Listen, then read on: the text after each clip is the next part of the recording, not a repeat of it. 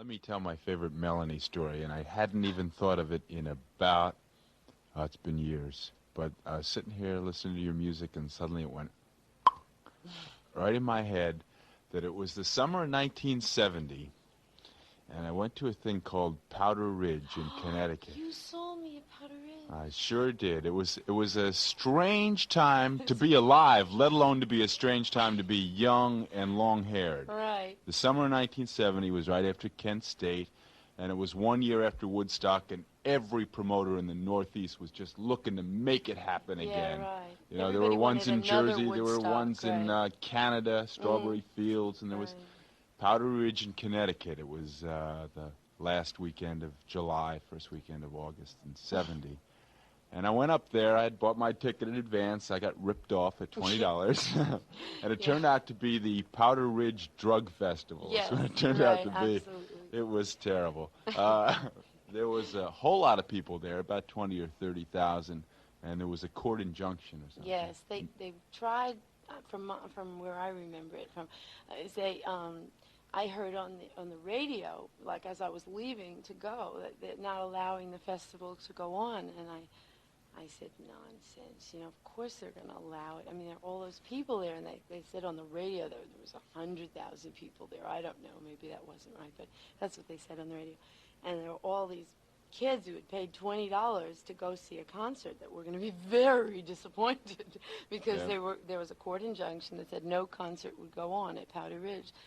And I said, I've just got a feeling that the court injunction will be lifted and everybody's going to have a concert. Because how can they do that, you know, after they take the money and the people are there already anyway? I mean, why bother?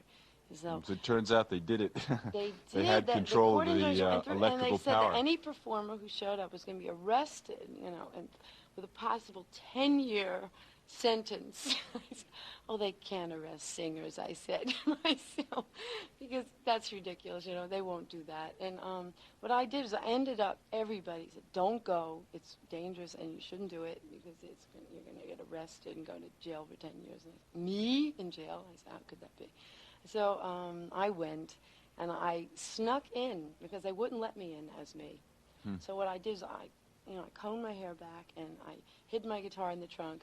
And I just rode in with the WINS, WINS news team. And I went in with their limo, and they all knew they were harboring a refugee. Smuggling in a musician. Smuggling in a rock person. And I got into the festival, right?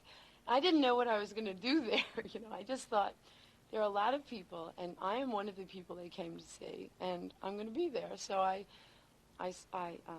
parked myself on the top of a hill, and I do have a loud voice. You know, I can project maybe for at least 500 people, you know, without any kind of amplification. So I decided I would entertain in spots. You know, I would pick a hill this time, and then I'd go to another hill and pick another hill. Oh, so you did a few, huh? Because I I did a saw you with few, the help of an ice and cream truck. That's right. Well, what happened was they heard I was there, and I had gotten in.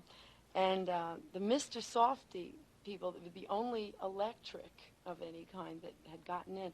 So they hooked me up to they hooked up a makeshift kind of sound system to a Mr. Softy generator. Misty Softy. It's the truth. And yeah, that's true. You gotta believe her. I and, was there. One microphone, no guitar mic, nobody. As a matter of fact, if I remember the wording correctly, they said they were going to arrest any musician that even stepped on the main stage. There was no thing. So absolutely not. It was really definitely you were not allowed to do it.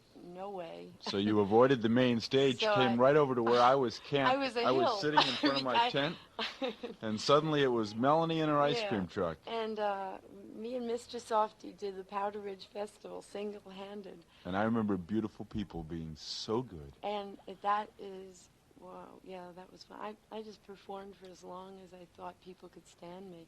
And so I was at the festival that never was. That was that Powder Ridge Festival.